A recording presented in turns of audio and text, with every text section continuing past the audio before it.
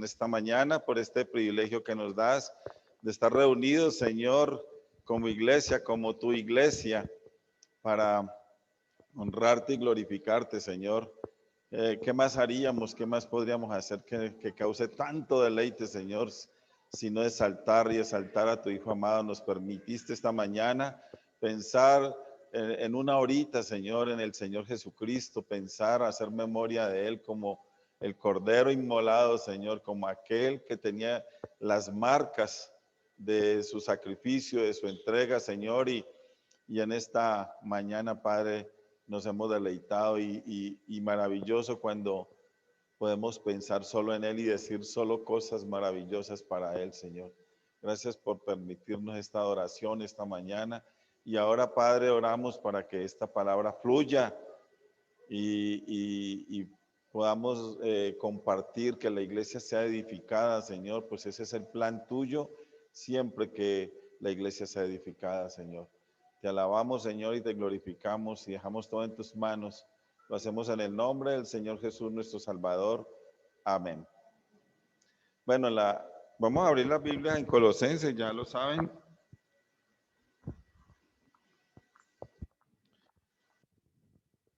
Alguna vez un hermano en la cena se paró hace muchos años y dijo, vamos a abrir nuestra Biblia en Primera de Colosenses. Yo cada que pienso en eso, tengo la tentación de que voy a decir lo mismo. Pero en Colosenses 1, versículos 7, 8 y parte del 9 dice, como lo habéis aprendido de Epafras, nuestro consiervo amado, que es un fiel ministro de Cristo para vosotros, quien también nos ha declarado vuestro amor en el Espíritu, por lo cual también nosotros, desde el día que lo oímos, no cesamos de orar por vosotros. En el estudio pasado estuvimos hablando un poquito de Epafras. Y la primera cosa que quiero decir es que la iglesia necesita muchos Epafras. Ahora, no estoy hablando de Epafras solamente varones, mujeres con el carácter de Epafras.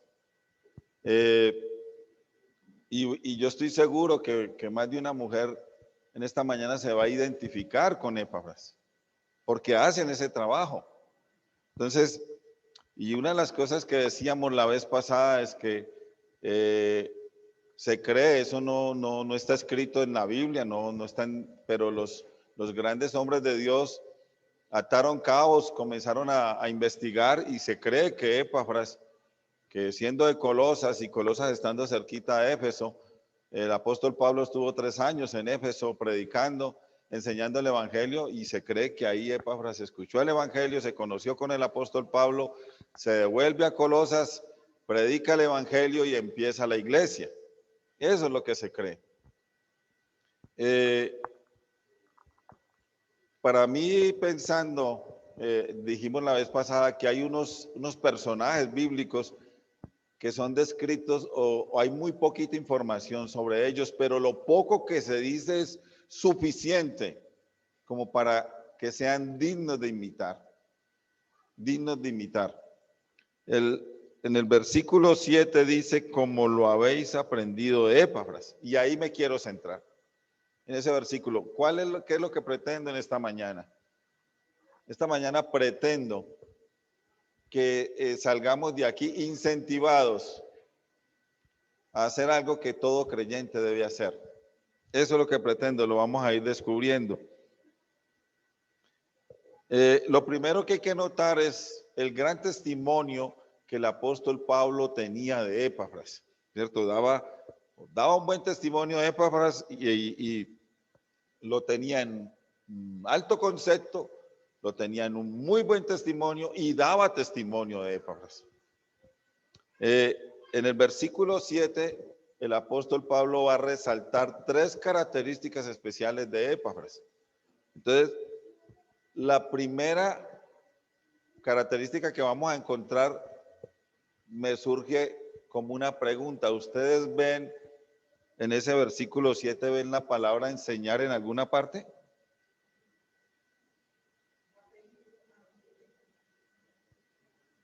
Ojo que estoy preguntando la palabra enseñar, ¿no? ¿La ven en alguna parte? No, no está. No está la palabra enseñar. Pero la primera característica que encontramos de Epafras es que Epafras enseñaba. ¿Por qué?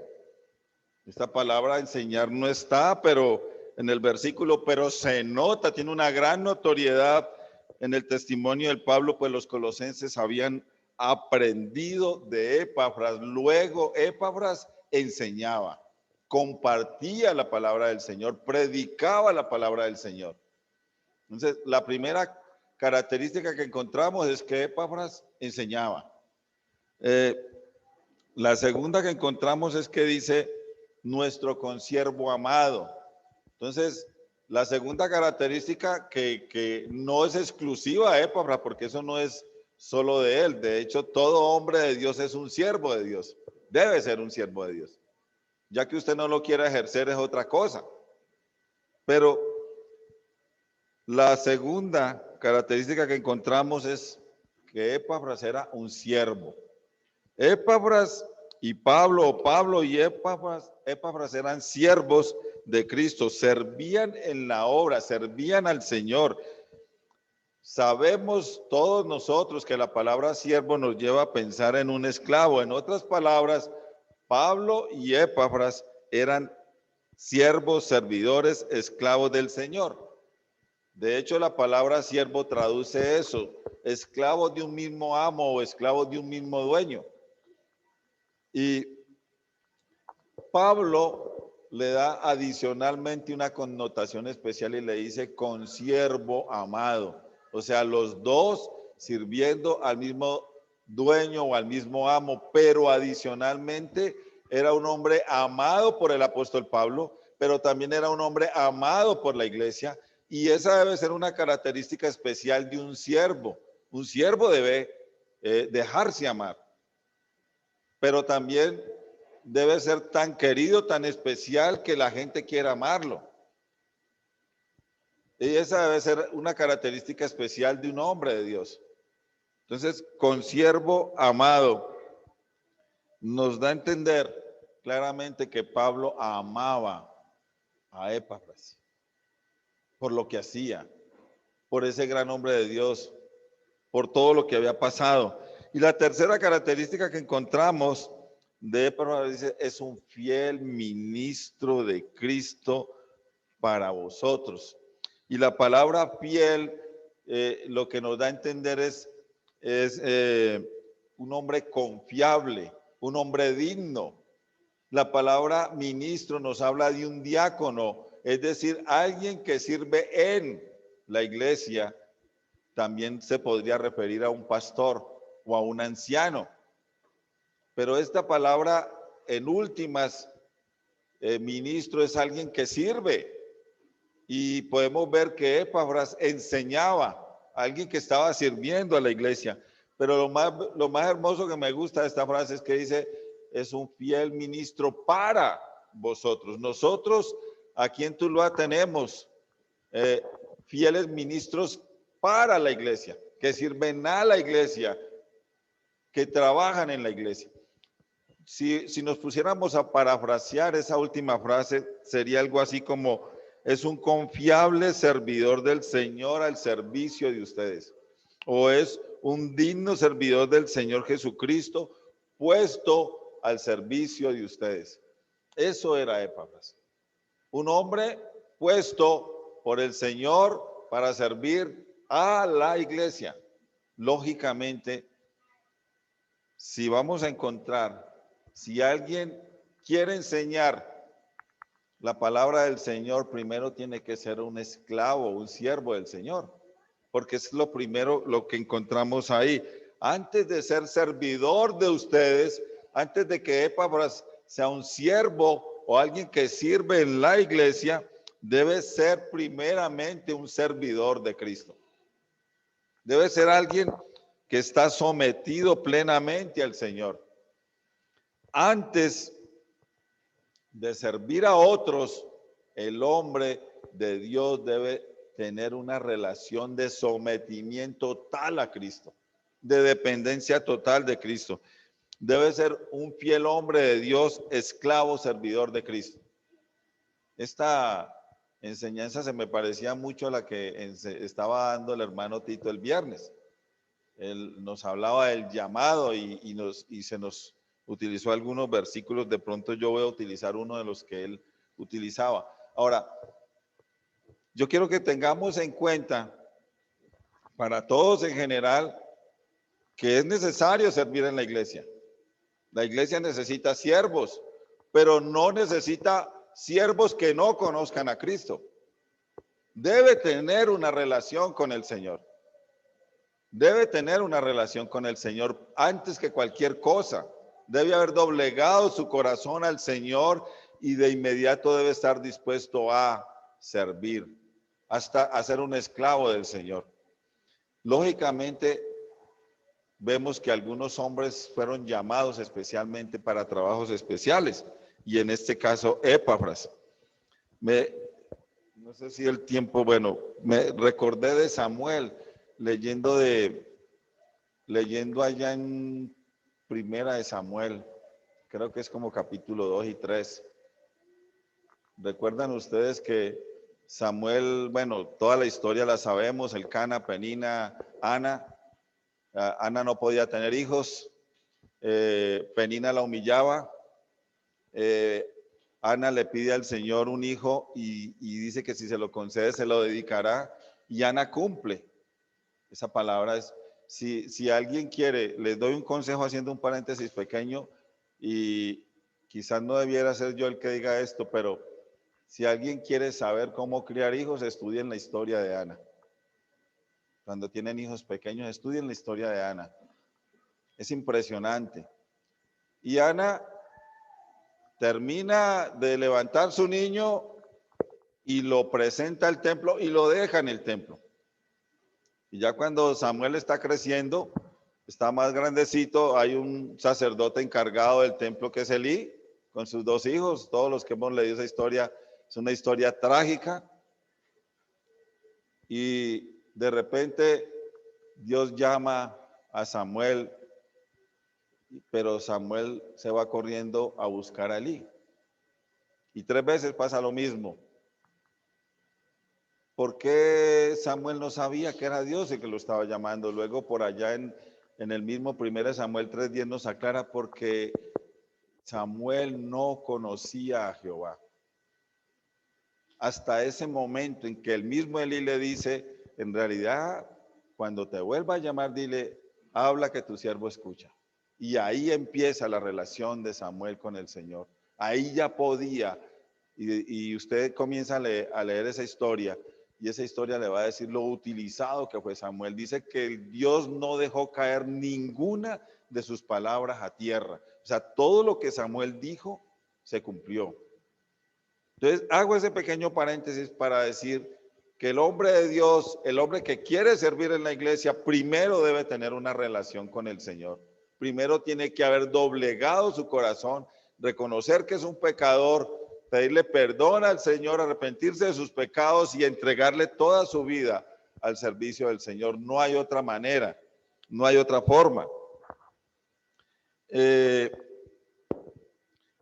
A mí me asombra todo lo que Pablo habla de Epafras, la verdad. Como les dije, tan cortico, pero siendo tan poquitas veces nombrado, pero es un hombre digno de imitar. Más adelante, el apóstol Pablo nos va a decir otras cosas de Epafras. Por ejemplo, otra característica que tenía Epafras, que la tocaremos en su debido momento, es que era un gran hombre de oración.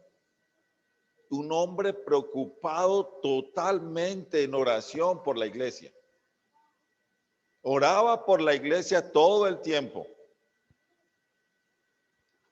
En conclusión, Epafras fue un gran hombre de Dios, quizá plantador de iglesias, como lo estamos hablando ahora. Se cree que fundó la iglesia en Colosas, pero también se cree que fundó la iglesia en Hierápolis y en la Odisea, y posiblemente otras en el Valle del Lico, es lo que dice la información. Entonces, posiblemente fue un hombre plantador de iglesias. Pero ¿qué resaltamos de este hombre? Que fue fiel enseñando el evangelio del Señor Jesucristo. Y esta es una de las cosas que me maravilla. Fue un hombre fiel a la hora de compartir el evangelio. También exaltamos su trabajo como siervo, ¿cierto? Como esclavo del Señor, y también exaltamos que fue un fiel ministro del Señor Jesucristo puesto para la obra en Colosas. En el versículo 7, la primera frase dice, como lo habéis aprendido de Epafras, y esa frase, mis queridos hermanos, me maravilló, esa frase. Quedé impactado por esa frase. Y de una pensé en el Señor Jesucristo. ¿Alguien recuerda qué dijo el Señor Jesucristo en Mateo capítulo 11, versículo 29? ¿Cuál es la primera frase que encontramos ahí? Pues a mí me gusta así porque así aprendemos, ¿cierto? No es que uno se la sepa, pero así aprendemos. ¿Alguien se acuerda de repente? Bueno, el 28 dice, ¿cómo? Sí, pero la primera frase, ¿sí dice así? Pues será que yo estoy loco. Ah, esa frase, esa. El Señor Jesucristo dice, aprended de mí. Y ese es el incentivo esta mañana. El incentivo. Una de las cosas que me hace devolver hacia atrás, me devuelvo hacia 19 años atrás y entonces comienzo a hacer una evaluación, un balance de mi vida espiritual y creo que no sé nada. Creo que de pronto he estado perdiendo el tiempo. Y yo creo que es el tiempo de retomar las cosas como son. Aprended de mí que soy manso y humilde de corazón y hallaréis descanso para vuestras almas. ¿De quién debemos aprender? Del Señor Jesucristo. Y Epafras es un hombre especial, como lo habéis aprendido de Epafras. Epafras conoció el Evangelio, comenzó su relación con el Señor Jesucristo, se sometió a Dios de una manera tal y el Espíritu Santo lo utilizó para enseñar, para llevar el Evangelio a los colosenses. Los colosenses reciben el Evangelio del Señor Jesucristo a través de la enseñanza de Epafras. A mí dos cosas quiero resaltar. Puedo ver en Epafras un hombre que le apasionaba enseñar, pero también le apasionaba aprender. Puedo ver en los colosenses una iglesia que le apasionaba aprender, pero también le apasionaba enseñar. Pablo exaltó la fe en Cristo, el amor por los hermanos, la esperanza que tenían los colosenses. Esta fe, este amor, esta esperanza se desarrolló en los colosenses a través de la enseñanza fiel del Evangelio del Señor Jesucristo, llevado, enseñado, predicado por Epafras. Me impresiona ese hombre. Me impresiona lo que el Señor hizo con ese hombre. La enseñanza de Epafras fue una enseñanza fiel, guiado por el Espíritu Santo, pero lo mejor, sometido al señorío de Cristo. Siervo del Señor, consiervo con el apóstol Pablo. En el versículo 6, estamos en el 7, el versículo 6 dice que ha llegado hasta vosotros, así como a todo el mundo, y lleva fruto y crece también en vosotros desde el día que oísteis y conocisteis la gracia de Dios en verdad. ¿Cómo escucharon? ¿Cómo conocieron? A través de la enseñanza de Epafras. A través de la enseñanza. Hermano, yo alabo al Señor por los hombres que Él pone para que enseñen. Por los que tienen esa capacidad de coger un versículo y enseñarme. Por los que el Señor utiliza para que nos traigan ese mensaje tan necesitado. quiero mirar un versículo, pasémonos un momentico a Tito 1:9. No tiene mucho que ver con Epafras, pero me parecía que encajaba perfectamente. Y en Tito capítulo 1 uno encuentra los requisitos para los ancianos y obispos.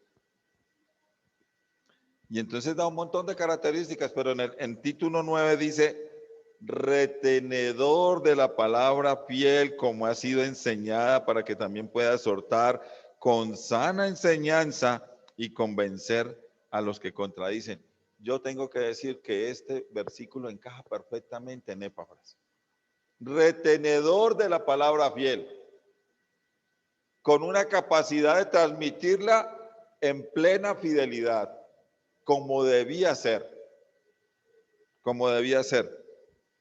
Están los requisitos para los ancianos y obispos, y uno de los requisitos es ser retenedor de la palabra fiel. Y Epafras era eso, un retenedor de la palabra, que luego podía enseñarla a los colosenses en plena libertad. Antes de ser creyentes, la mayoría, por no decir todos, hemos sido opositores o contradictores a la palabra. Yo creo que ninguno me va a decir que no, pero en algún momento todos fuimos opositores a la palabra, contradictores, porque aquí dice el versículo para que también pueda convencer a los que contradicen. Entonces, hemos sido opositores de la palabra de Dios, pero Dios ha utilizado hombres, porque para los opositores se necesitan hombres retenedores de la palabra fiel. Para todos aquellos que quieren oponerse, aún dentro de la misma iglesia a veces resultan opositores, pero para todos esos opositores se necesitan hombres que retengan la palabra tal cual ha sido enseñada. Y algún día nosotros fuimos opositores, pero gracias al Señor que utilizó hombres retenedores de la palabra y nos enseñaron y pudimos llegar a conocer a Cristo. Yo creo que yo no puedo olvidarme por ninguna razón de todos los hombres que Dios utilizó para enseñarme sobre Él. Fueron varios hombres. De hecho, es algo que uno dice, a veces Dios puede utilizar a hombres hubo un hombre que me invitó pero que no es creyente. Y Dios utilizó a ese hombre. El hermano Tito utilizó un versículo que quiero meterlo ahí, que se relaciona mucho con Epafras, y es en Esdras. Hablaba yo, creo que fue con Tito hace unos días hablando de Esdras. Vamos un momentico a Esdras. Él leyó un versículo, el 7:10.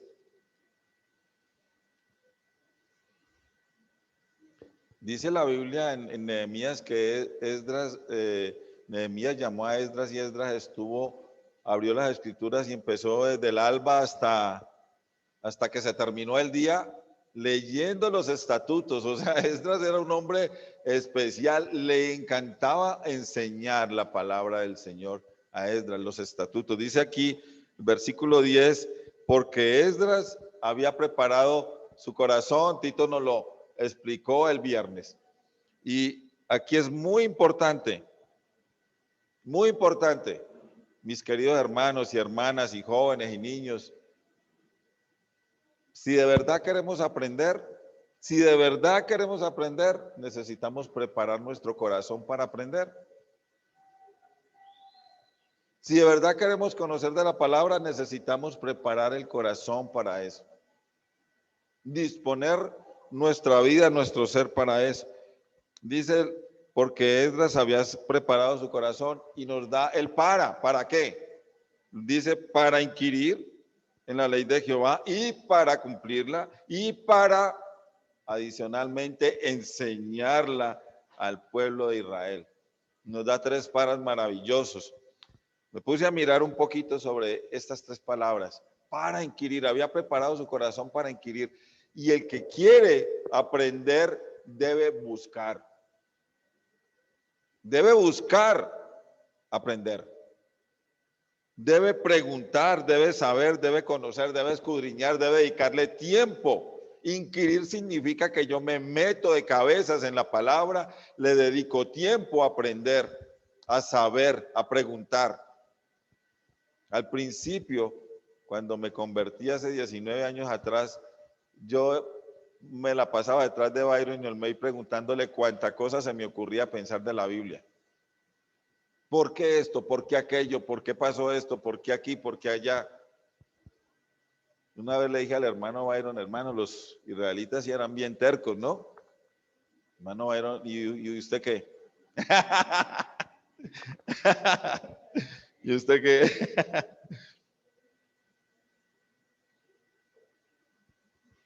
Entonces, inquirir significa que yo quiero saber y voy a dedicarle tiempo a buscar, a preguntar, a indagar.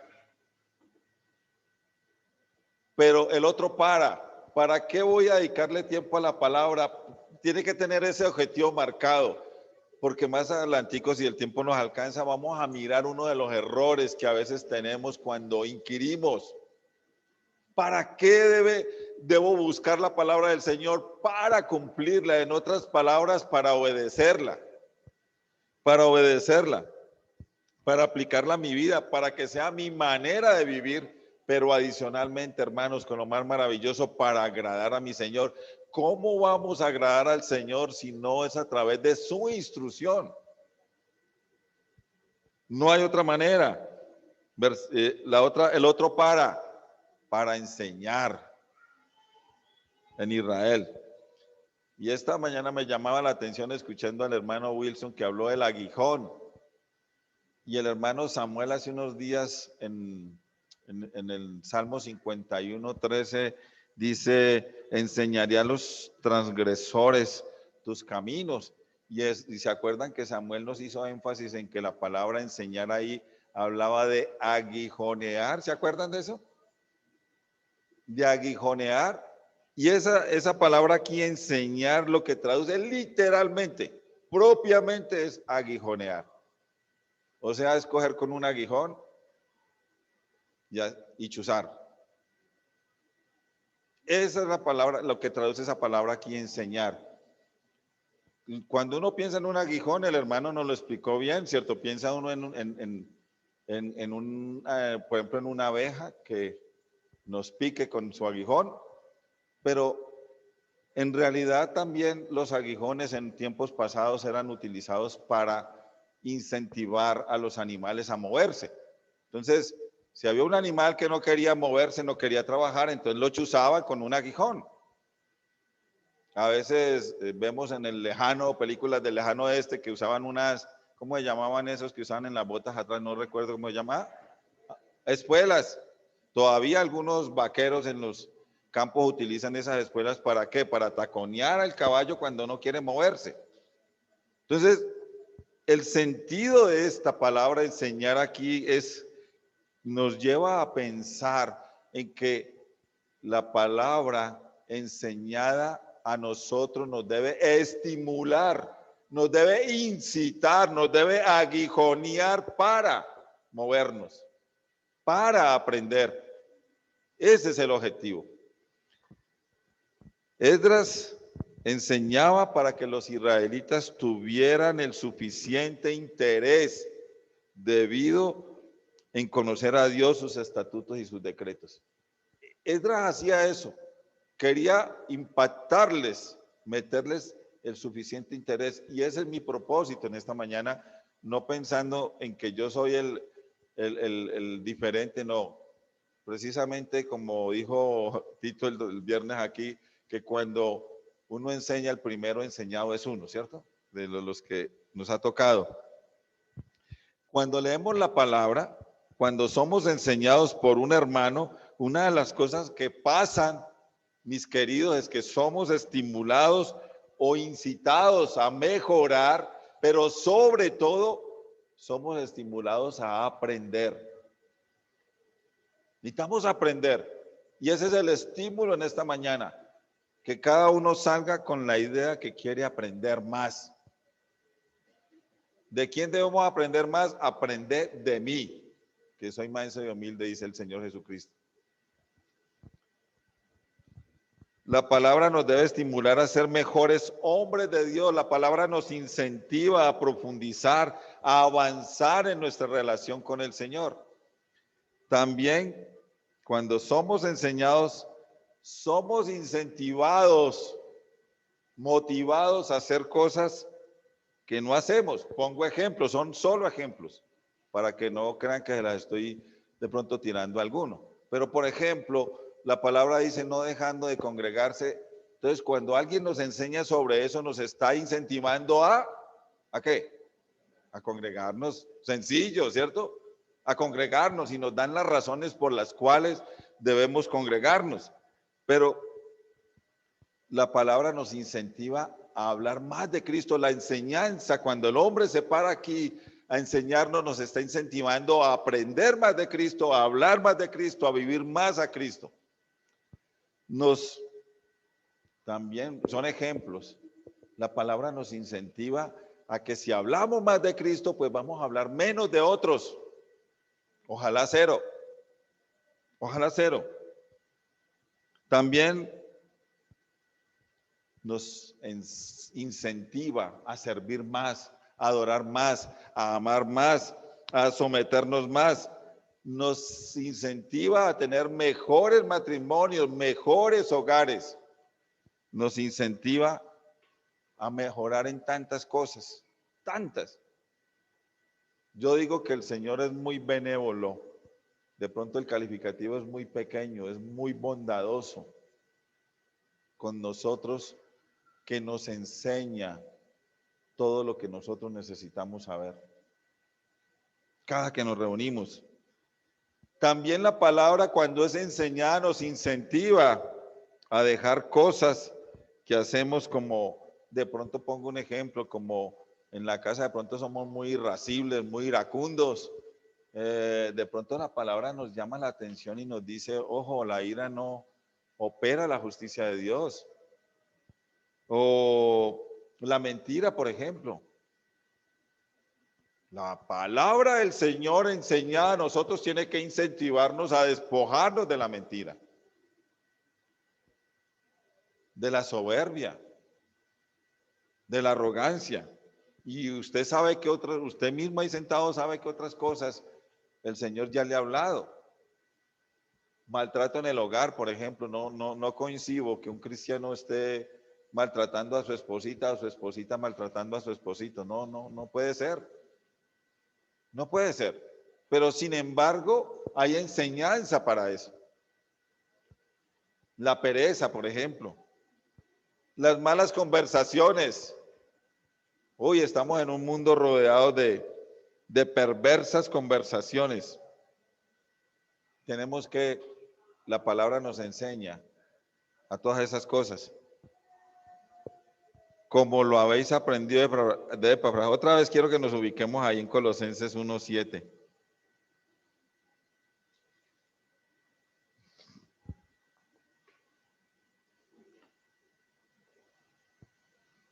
Como lo habéis aprendido de Epafras. Tengo dos preguntas. En la vida cristiana es importante aprender, pues ya hemos dicho algunas razones, pero hago la pregunta a la iglesia. ¿En la vida cristiana es importante aprender? ¿Qué me dicen? ¿Qué tan importante? ¿Ah? Esa sería la palabra muy, pero muy importante. La vida cristiana es un total aprendizaje. Todo el tiempo debemos estar aprendiendo de Dios a través de esa instrucción, de ese legado que nos dejó, que es su palabra. Y todo el tiempo es todo el tiempo. No hay tregua. No hay tregua. De pronto alguno estará pensando, ¿y el trabajo qué? Y eso. Usted hasta en su trabajo puede ver al Señor. Puede ir masticando la palabra. Y estoy seguro que más de uno, cuando está trabajando, está pensando en el Señor. Pero también en el trabajo le va a llevar a pensar en cosas del Señor. Pero dediquémosle tiempo a aprender la palabra del Señor. Ojalá podamos entender esto, la necesidad que tenemos de aprender. Ojalá lo entendamos. ¿Cómo agradaremos a Dios si no aprendemos? ¿O cómo adoraremos a Dios si no sabemos cómo hacerlo? Hay una confusión total en el mundo sobre la adoración. Pero el cristiano tiene que aprender cómo debemos adorar al Señor. ¿O cómo caminaremos con Dios si no tenemos ningún interés en su palabra?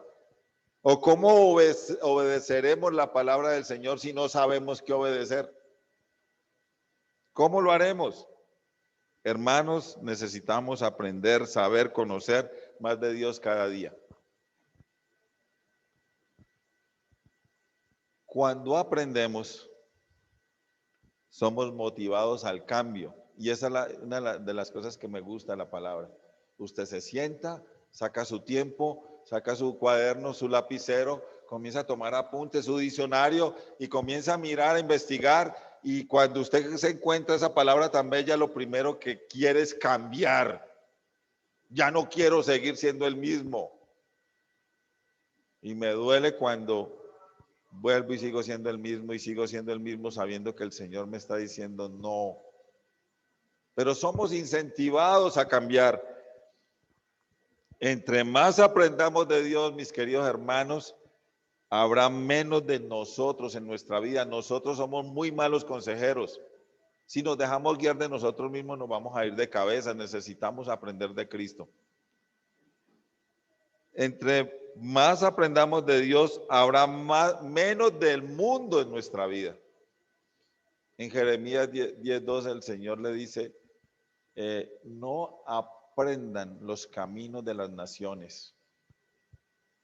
Le aconseja al pueblo de Israel, no aprendan el camino de las naciones. Nosotros no debemos aprender el camino de las naciones.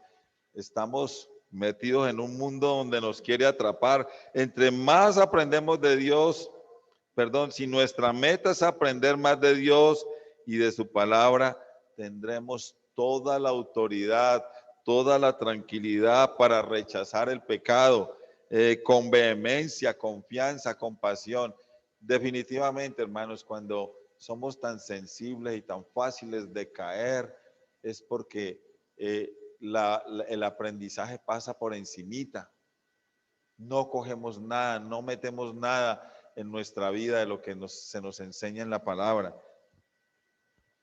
Una de las cosas que el creyente debe tener claro, ya lo dije, pero vuelvo y lo repito, es que la vida cristiana es un total aprendizaje o un aprendizaje total. Todo el tiempo. Siempre debe haber en los creyentes disposición total de aprender del Señor. Aprender de mí que soy manso y humilde. Yo veo la hora, yo ya no me acuerdo hasta qué hora es que vamos, ya se me olvidó. Hasta las 2:15 más o menos, ¿cierto? ¿O no?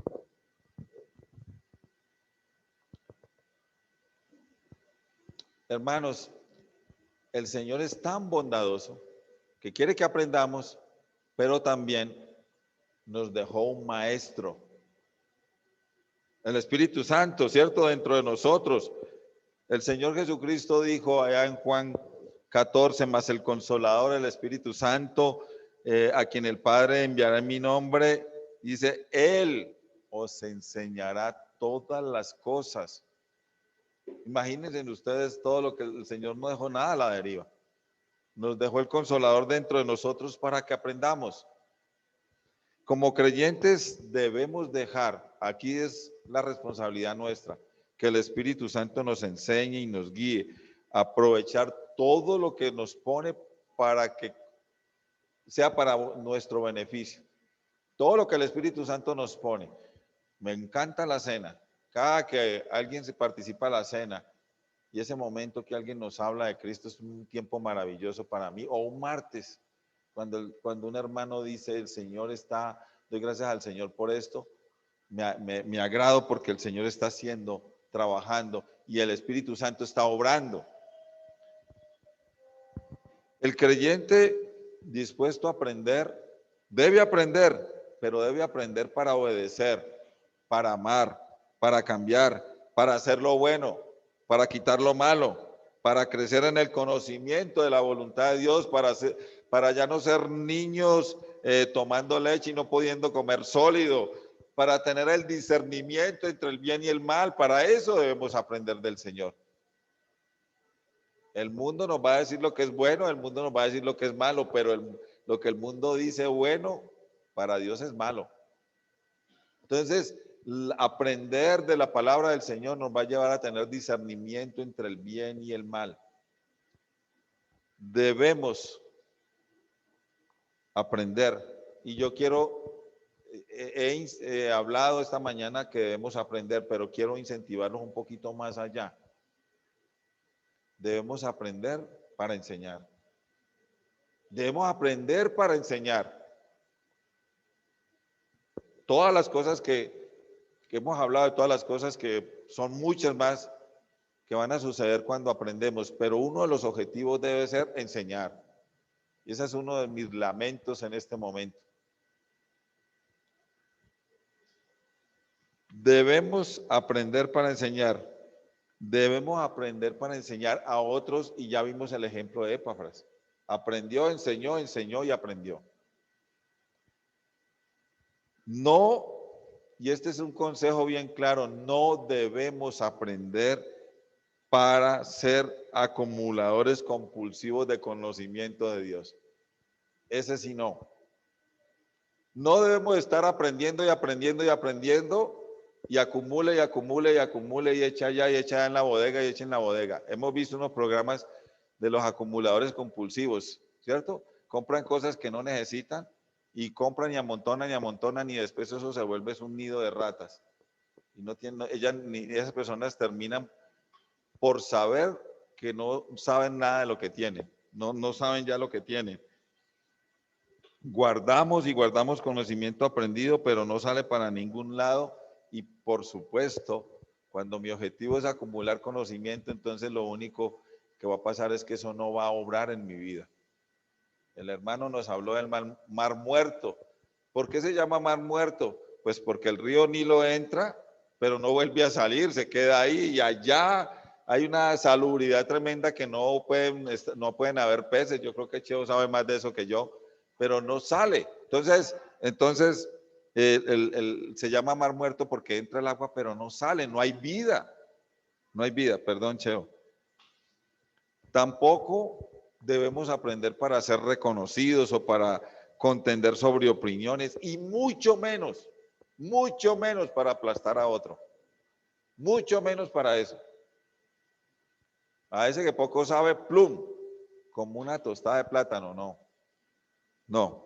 Tampoco debemos aprender para formar nuestras propias doctrinas. Es que yo soy muy inteligente, es que yo conozco la doctrina bíblica y es que yo pienso que ahí dice así y así es. No, tampoco es así.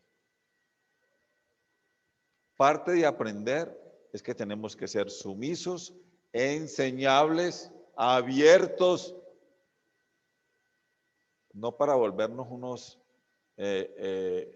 autoritarios, unos arrogantes. La palabra no es para eso. Debemos tener en cuenta que la enseñanza de la palabra de Dios es un don concedido a algunos creyentes, ¿cierto? Dice allá en Romanos 12:7 que algunos tienen el don de la enseñanza. No todos tenemos el don de enseñar, pero los creyentes sí estamos capacitados para llevar alguna enseñanza bíblica a un hermano o a un inconverso. Sí estamos capacitados para eso. Yo sé que hay que ser muy cuidadosos con lo que vamos a enseñar y lo que vamos a decir. En eso hay que tener mucho cuidado. Pero si es de la palabra, si es concretamente de la palabra, yo creo que no debemos tener miedo. De hecho, la Biblia por todos los lados, en Mateo y en 2 Corintios 5, nos habla de llevar a la gente a que conozca a Cristo a través del Evangelio. Y eso es para todos. El creyente debe prepararse aprendiendo para enseñar y también para defender la doctrina. Este es otro punto muy importante.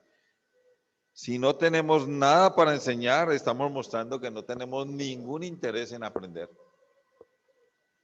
Y es un hombre que no quiere aprender del Señor, es dudoso. Si dice soy de Cristo y no quiere aprender, me deja muy dudoso. O la otra que puede pasar es que estamos aprendiendo de cosas que no edifican.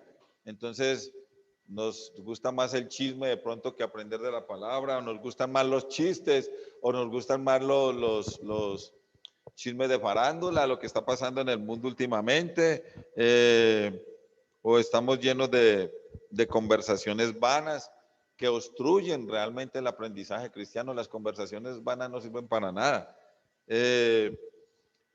Y si no, miren hermanos, podemos caer en ya voy a terminar, podemos caer en algo peligroso. Si no aprendemos de Cristo, van a venir las falsas enseñanzas y nos van a tumbar los argumentos y nos van a tirar al suelo y nos van a arrastrar y nos van a humillar en toda parte. Si no tenemos el aprendizaje del Señor. Quiero terminar con este versículo en Marcos capítulo 6.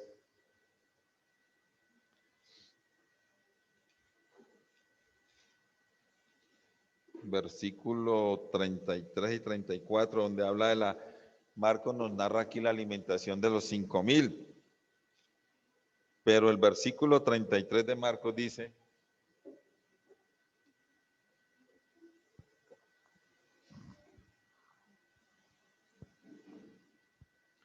estaban tan ocupados los discípulos que dicen en el 31 que no tenían tiempo ni para comer. 32 dice, se fueron solos en una barca a un lugar desierto, pero el 33 dice, pero muchos lo vieron ir y le reconocieron, y muchos fueron allá a pie de las ciudades y llegaron antes que ellos y se juntaron a él, hablando del Señor Jesucristo.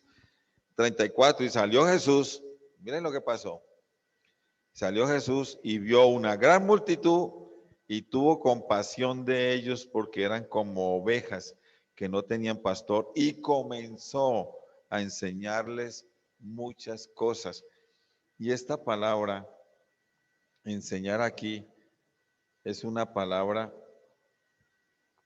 que significa que cuando el Señor Jesucristo vio la multitud, le produjo un dolor en las entrañas. Eso es lo que da a entender aquí esta compasión. Le produjo un dolor en las entrañas, y la verdad, por eso les digo, cuando uno empieza a investigar, cuando uno empieza a estudiar y uno se da cuenta, digo, yo no tengo eso. Yo no tengo ese mismo dolor en las entrañas viendo la multitud que no sabe, viendo la multitud entregada a los placeres, a la vida mundana, al infierno, a la condenación. No tengo ese mismo dolor. Por eso termino diciendo las palabras del Señor Jesucristo: aprended de mí, que soy manso y humilde de corazón. El Señor Jesucristo vio la multitud y el dolor le salió desde acá adentro. Amado Dios, te damos gracias en esta mañana y ya parte de la tarde, Señor, por esta palabra, por este hombre que nos has permitido contemplar cómo enseñaba, cómo los colosenses aprendían, cómo él aprendió del apóstol Pablo, cómo enseñó, cómo compartió el evangelio, cómo llevó a los hombres a la fe, a la esperanza, al amor, a la gracia.